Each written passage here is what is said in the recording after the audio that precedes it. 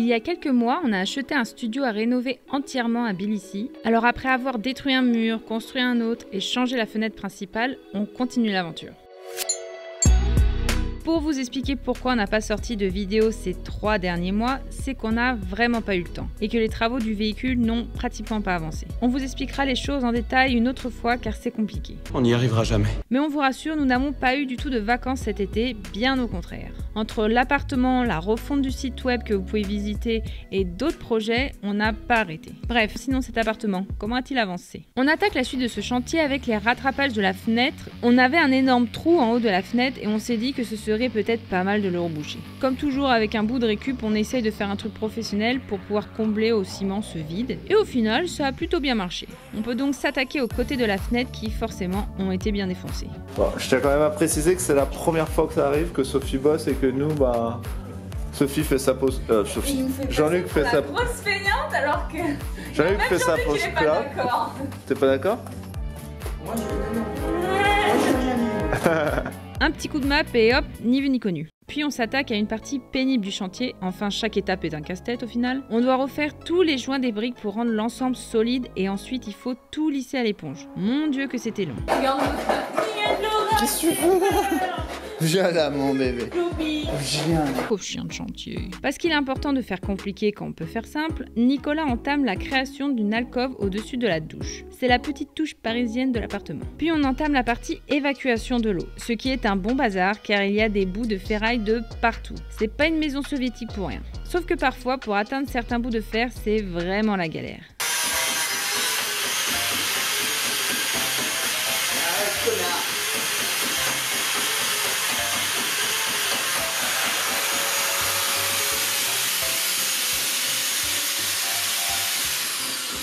Super la sécurité de cet engin. Mon dieu. C'est la contrefaçon je crois. Une fois la voie libre, on peut enfin installer nos évacuations pour la cuisine. On fait de même pour l'évacuation de la douche. Excusez de la qualité, j'avais oublié la caméra. Excusez la tenue, je sors de la douche. On peut donc enfin construire le sol en pente de la douche italienne et pour ça, il nous faudra beaucoup de sable et de ciment. Mais au final, le résultat n'est pas trop mal. On profite donc du ciment qui nous reste pour mettre à niveau notre sol de partout. Sophie, elle nettoie. Et t'avoue que lui... Non, t'avoue qu'il reste pas tout seul, il a peur d'être agressé. Esprit pourquoi? En fait parce que nos voisins sont adorables, mais il y en a une, quand c'est pas contre nous, hein, c'est qu'elle est un peu plus renfermée. Et du coup elle aime pas toujours t'avoue que... Et je pense que tout à l'heure elle a dû lui donner des coups de balai un peu de loin parce qu'il est revenu à moitié. Et après elle a acheté des seaux d'eau, ça l'a calmé. Oh, un jour elle va mourir.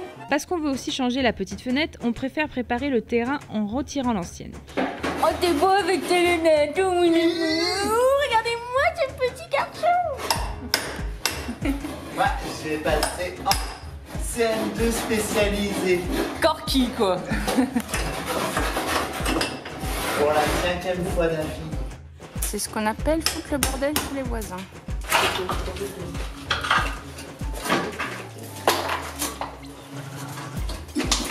C'est moi qui ai tout cassé. Oh, mais quelle belle lumière! Alors, instant culturel du pourquoi il y a des barreaux à notre petite fenêtre, c'est tout simplement parce qu'à la chute de l'URSS, la Géorgie c'était vraiment Bagdad.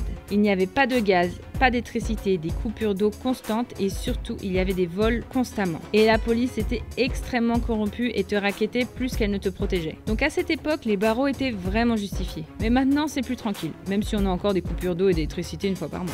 On s'apprête à couper les tuyaux de gaz. Ouais, on avait un peu peur qu'il reste du gaz et que... Boum.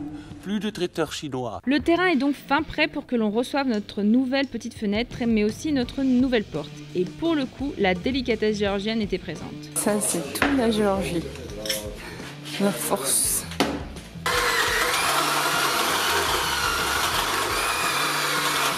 Vous imaginez bien qu'on a eu pas mal de rattrapage à faire, mais ça valait le coup.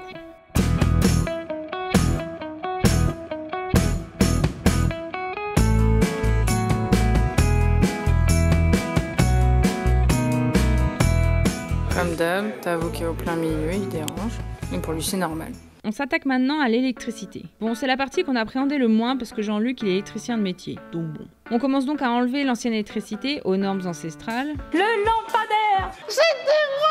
Ici, ce qui se fait beaucoup en Géorgie, c'est poser à côté des poubelles des choses que les autres peuvent récupérer. Et donc on va y poser à côté d'une poubelle. Et si quelqu'un veut récupérer ce lustre, eh ben, quelqu'un pourra. Pareil avec cette lampe. Ah non, Luc, tu danses le milliard comme ça? Une fois tout retiré, on trace l'emplacement des prises et des interrupteurs pour prévoir le passage des câbles électriques. Nicolas creuse des tranchées pour justement faire passer ces câbles sans que ça gêne le futur faux plafond, mais aussi des trous pour les prises. On adore la poussière. Tourne-toi parce que c'est drôle parce que derrière t'as rien. Je suis force jaune devant, marron derrière. Nicolas s'étonne que son portable bug. J'ai trouvé quelque chose. Oh là là. C'est un téléphone de 1919. Non, de 2019. 1919, ça. Ah oui, t'es drôle, hein. Tu l'aimes cette blague, chérie, hein? Oh oui, tu l'aimes. Elle te fait rire depuis que tu as 2 ans. Puis on commence à tirer tous les câbles électriques. Quand je tire, tu balances. Si je tire pas, je balance pas. Quand je baisse le bras, t'envoies. Qu'est-ce qui t'arrive? C'est pas facile d'être petit, hein. C'est pas le fait d'être petit, c'est d'avoir des petits bras. Ça n'a rien à voir. Hein. Exactement aucun. Oui, on a vu un peu grand en termes de prise et de lumière. Et à la fin, on obtient une belle toile d'araignée.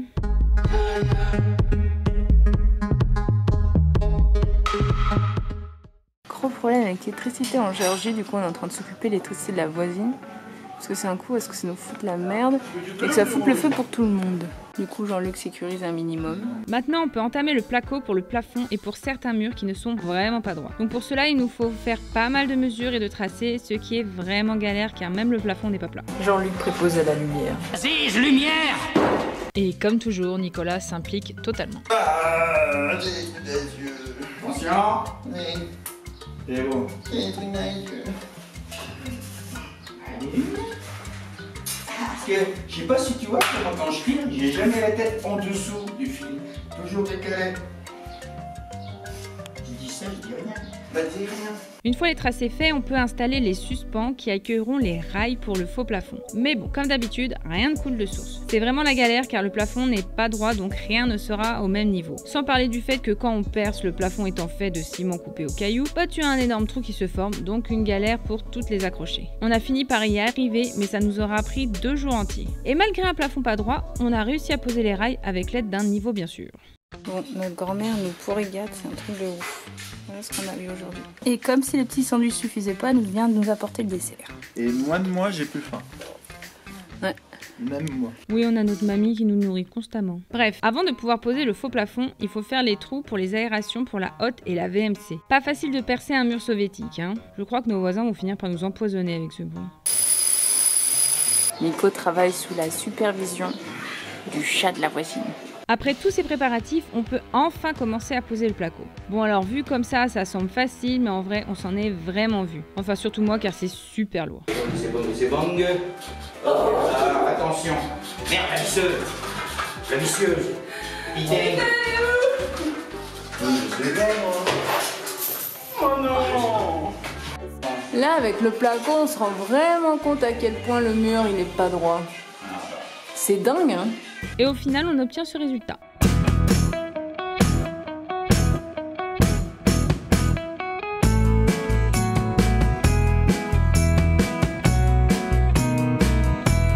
On s'attaque maintenant à nos murs et pour pouvoir coller les plaques de placo, il nous faut enlever la vieille peinture pour pouvoir faire des plots de colle. Une fois les plots de colle mis, on peut coller notre plaque. Notre voisine va vraiment nous haïr. C'est une des rares étapes de la rénovation qui a été super rapide et très voyante.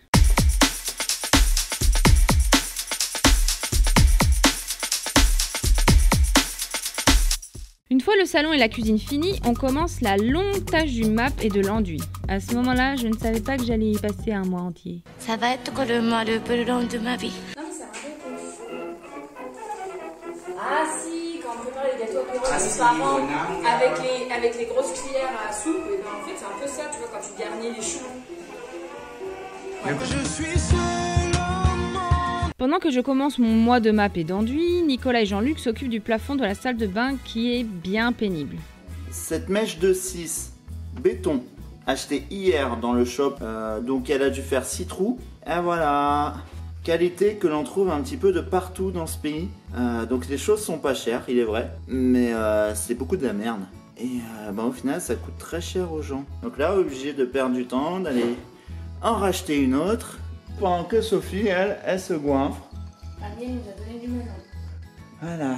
Normalement, c'est plus grave qu'on mange avec elle, mais elle a dû voir j'ai pris des fesses alors. Le plafond de la salle de bain, c'est une grosse galère. Du coup, on est obligé de le faire en plusieurs plaques parce qu'il n'y a rien de droit. Qu'est-ce qui va pas à la putain de terrasse? Bon, je refais Marc Sophie.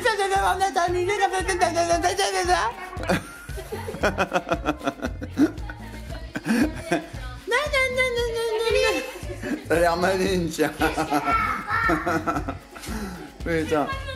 Voilà, je vous présente la vraie Sophie qu'on supporte tous les jours. Voilà.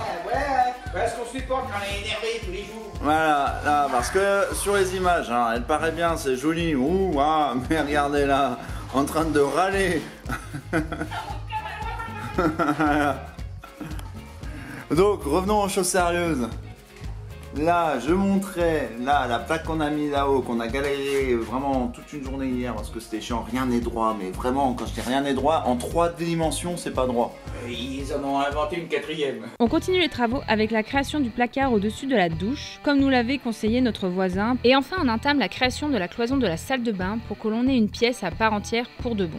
On décide de récupérer la porte du mur que l'on avait détruit, mais avant de construire le cadran, il nous faut le poncer. On pourrait presque croire que t'as participé, hein. Bonne partout. Là, on essaye de mettre la porte carrée, déjà, droite, sauf qu'on a l'impression que ce n'est pas très droit tout ça. En fait, on a que des mauvaises surprises. Petit tuto pour faire tenir une porte d'une tonne dans une cloison qui fait 1 kg. Commencez par couper des petites lamelles de ça, 30 cm, tout est 30 cm. Histoire d'enclipser les rails pour faire une portance en haut, une portance comme ça.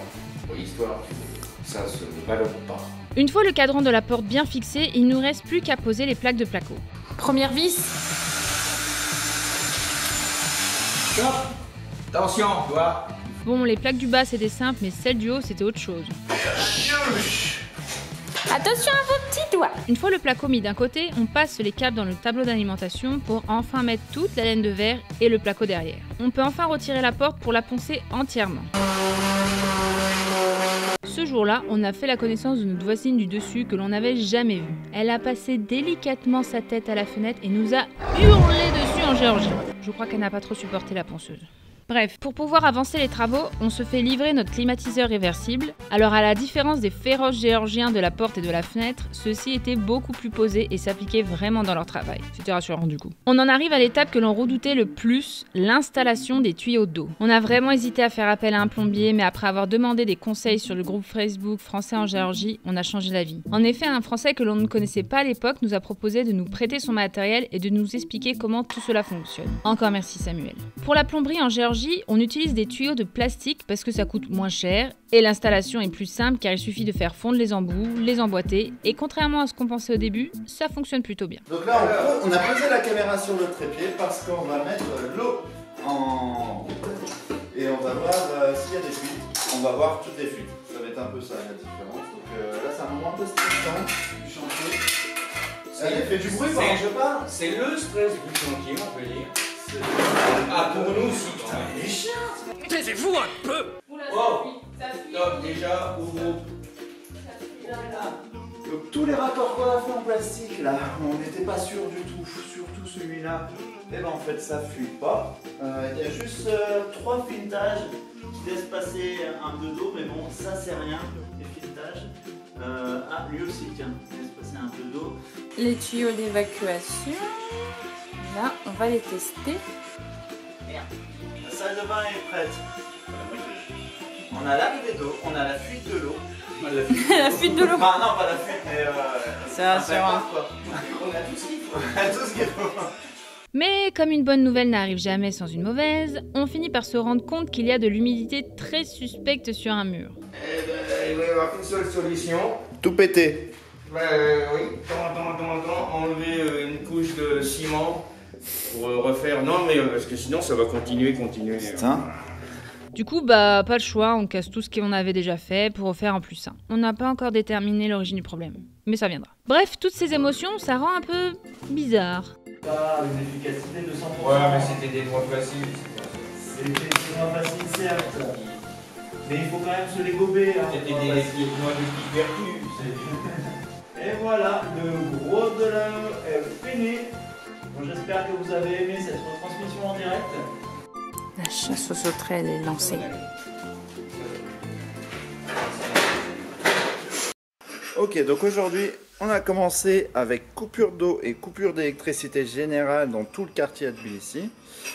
Ce qui a permis à Jean-Luc de prendre les 2 câbles principaux d'arrivée d'électricité sans prendre de risque et les mettre dans le disjoncteur à 40 ampères général de tout l'appart. Ça c'est fait. Voilà, donc ce que ça donne quand un professionnel de l'électricité travaille tout seul dans son coin, il devient débile. et voilà, il pète son câble. Et donc ça c'est une boîte de dérivation que tu nous fais. C'est joli. Et cette boîte elle est étanche. Étanche. Oh putain.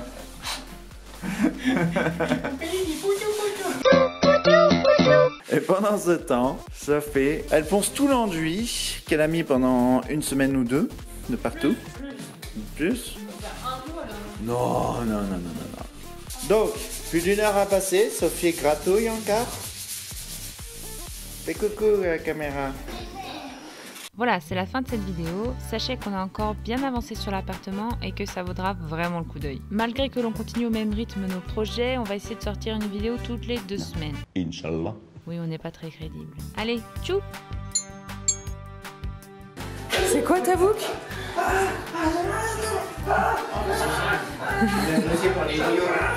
Toyo! C'est ma religion. Je montre que je suis chrétien avec cette croix. Enfin, Ça fait plutôt durement musulman à un moment, quand vous le remettez au début. Ouais, mais moi je fais un mix des deux. Ensuite, les glottes de au fou, là. Je fais Jésus musulman.